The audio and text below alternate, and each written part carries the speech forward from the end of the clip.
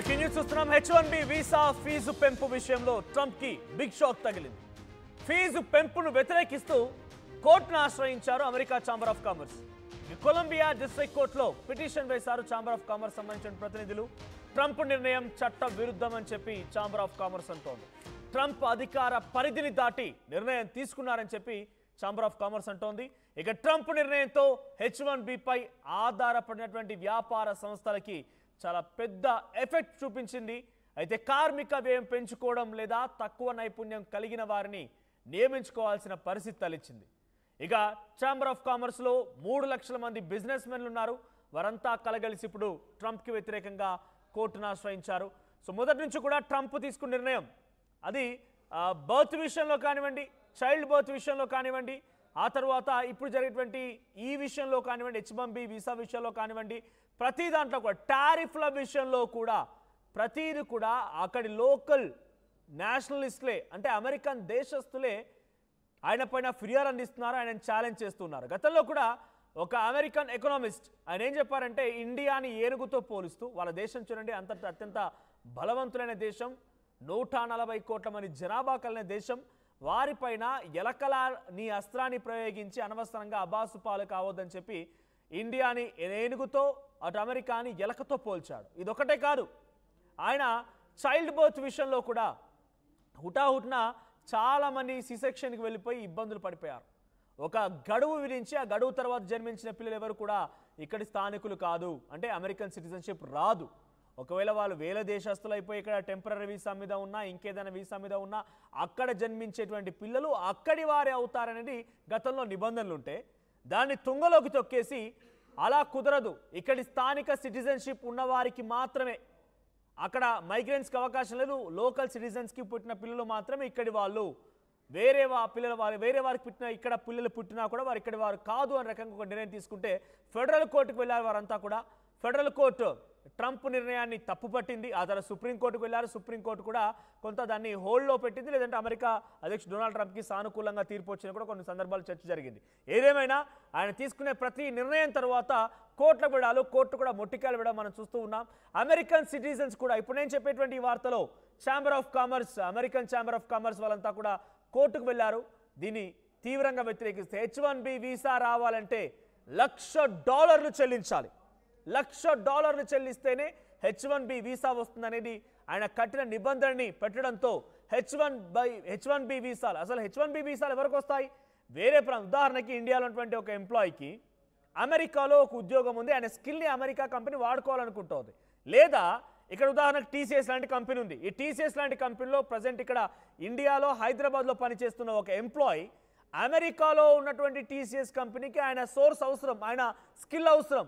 So కాబట్టి ఇక్కడ నుంచి అక్కడికి ఆయన తెలుసుకోవాలనుకుంటున్నారు. కాబట్టి ఆయనకి H1B వీసాకి అర్హతనిచ్చి H1B వీసా ద్వారా అక్కడికి తీసుకెళ్ళి అక్కడ ఉద్యోగాలు చేర్పించుకుంటూ ఉంటారు, వాళ్ళ కంపెనీలో పనికి పెట్టుకుంటుంటారు. ఇప్పుడు ఆ H1B వీసా రావాలంటే $1,00,000 చెల్లించాలి. అలాంటప్పుడు ఉద్యోగస్తులు ఇక్కడ నుంచి అక్కడ వెళ్ళడానికి ఎందుకు సాహసించరు, అలా ఆగిపోతూ ఉంటారు. ఒకటి అటు ఉద్యోగులకి నష్టమే, అట్ ది సేమ్ టైం కంపెనీకి కూడా. ఛాంబర్ ఆఫ్ కామర్స్లో ఎంతమంది ఉన్నారు ఓవరాల్గా అంతా కలిపితేనంటే కనుక ఛాంబర్ ఆఫ్ కామర్స్లో ఉన్నటువంటి సభ్యులు 3 లక్షల మంది బిజినెస్ మెన్ ఉన్నారట. సో 3 లక్షల మంది బిజినెస్ మెన్లు ఉన్నారంటే అక్కడ ఎంతటి స్థాయిలో డొనాల్డ్ ట్రంప్కి వ్యతిరేకత ఉందని అర్థమవుతోంది. H1B వీసాపై నియంత్రణ పెట్టడం మూలంగా స్కిల్ ఉన్నటువంటి వారిని అక్కడికి తీసుకెళ్ళలేకపోతున్నాం, అక్కడ ఉన్నవారిని నైపుణ్యం లేనటువంటి వారిని తక్కువగా జీతాలు తీసుకున్న వారిని తీసుకొని మా వ్యాపార సముదాయాలు వ్యాపార సంస్థలు మొత్తం తీవ్రంగా నష్టపోతున్నాయి. అందుకే ఆయన నిర్ణయాన్ని తప్పుపడుతూ కోర్టుకు వెళ్లారు ఛాంబర్ ఆఫ్ కామర్స్ వాళ్ళు.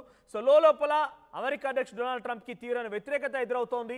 అటు దేశ విదేశాల్లోనే కాదు లోపల జనం కూడా ఆయనని సహించడం లేదు, ఆయనని కొంత వ్యతిరేకిస్తూ ఉన్నారు. సో మా ప్రతినిధి నందు కూడా సిద్ధంగా ఉన్నారు, నా కొలీగ్ నందు. సో ప్రజెంట్ H1B వీసా పైన ఛాంబర్ ఆఫ్ కామర్స్ మొత్తం కూడా కోర్టును ఆశ్రయించింది. సో ఫీజు పెంపును వ్యతిరేకిస్తూ వారంతా కూడా కోర్టును ఆశ్రయించారు. 3 లక్షల మంది బిజినెస్ మెన్స్, దాంట్లో టెకీస్ ఉండొచ్చు, ఇతరత్ర వ్యాపార సముదాయాలు ఉండొచ్చు, ఏదైనా రకరకాల A to Z business activities ఉంటే ఉండొచ్చు ఛాంబర్ ఆఫ్ కామర్స్లో. కానీ H1B వీసాకు సంబంధించి $1,00,000 పెంచడం మూలంగా చాలామంది నైపుణ్యం కలిగిన వ్యక్తులు తీసుకురాలేకపోతున్నాము అనే మాటను వాళ్ళు చెప్తున్నారు. అంటే వాళ్ళంతా కూడా ఒక రకంగా నైపుణ్యం ఉన్న వ్యక్తులు రావడం లేదంటే మేము నష్టపోతున్నాము, ఇక్కడ అమెరికాలో నైపుణ్యం ఉన్న వాళ్ళు లేరు, వేరే దగ్గర నుంచి తీసుకురావాల్సిన అవసరం ఉందనేటువంటి భావనలోనే ఉన్నారు. సో కానీ ఎందుకు అమెరికా అధ్యక్షుడు డొనాల్డ్ ట్రంప్కి అర్థం కావడం లేదు? మరి ట్రంప్ ఉద్దేశం ఒకటే, లోకల్ గా ఉన్న వాళ్ళకి ఉద్యోగాల సంఖ్యను పెంచాలి. దాంట్లో భాగంగానే వేరే దేశాల్లో పెట్టుబడులు పెట్టడానికి వీలు లేదని చెప్పి పెద్ద పెద్ద కంపెనీలు ఆపుతున్నాడు. అట్ ది సేమ్ టైం మన వాళ్ళకి ఇవ్వండి, ఫస్ట్ అమెరికన్స్ కి ఇవ్వండి అని చెప్పి చెప్తున్నారు. అంటే ఇక్కడ ఎక్కడా కూడా సింపుల్ మనోజ్, ఎవరైనా సరే ఒక ఉద్యోగం ఇవ్వాలన్నా, లేదంటే ఒక వ్యాపారంలో ఎవరికైనా సరే ఒక అవకాశం వాళ్ళు అంటే వాళ్ళని ఒక భాగస్వామ్యం చేయాలన్నా అల్టిమేట్ గా వాళ్ళు చూసేది అవుట్పుట్ కానీ, లేదంటే వాళ్ళకి వచ్చే బెనిఫిట్స్ కానీ, ఇన్కమ్ కానీ. ఇంతకు మించి ఏముంటుంది? బిజినెస్ లో పెద్దగా ఎమోషన్స్ కి సంబంధం ఉండదు. సో ట్రంప్ అమెరికన్స్ కే ఇవ్వండి, అమెరికాలోనే పెట్టుబడులు పెట్టండి అని చెప్పినప్పటికీ కూడా దానికి తగ్గట్లు వాళ్ళకి ఫెసిలిటీస్ ఉంటేనే చేస్తారు. ఇప్పుడు ఇండియన్, చైనీస్, అమెరికన్స్ అందరూ ఉన్నారు. వీళ్ళలో ఎవరు బెస్ట్ ఎంప్లాయీస్ మనకి అని ఒక క్యాలిక్యులేషన్ వచ్చినప్పుడు అమెరికన్స్ చాలా ఎక్కువ అమౌంట్ అక్కడ డిమాండ్ చేస్తూ ఉన్నారు. ఫస్ట్ థింగ్, సో అది కుదరదు. రెండోది, కంపారిటివ్లీ ఇండియన్స్ చాలా తక్కువ తీసుకుంటున్నారు.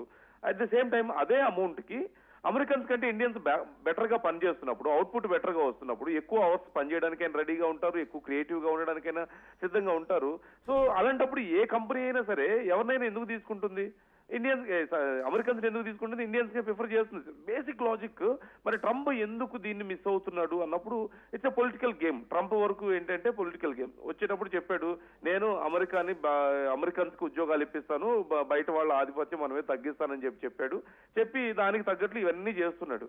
సో ఇక్కడ ఇప్పుడు ఛాంబర్ ఆఫ్ కామర్స్ విషయంలో కూడా అదే జరుగుతుంది. Chamber of commerce is a group of people, companies కానీ లేదంటే ఆంటర్‌ప్రెన్యూర్స్ కానీ వీళ్ళే ఉంటారు ఛాంబర్ ఆఫ్ కామర్స్ లో.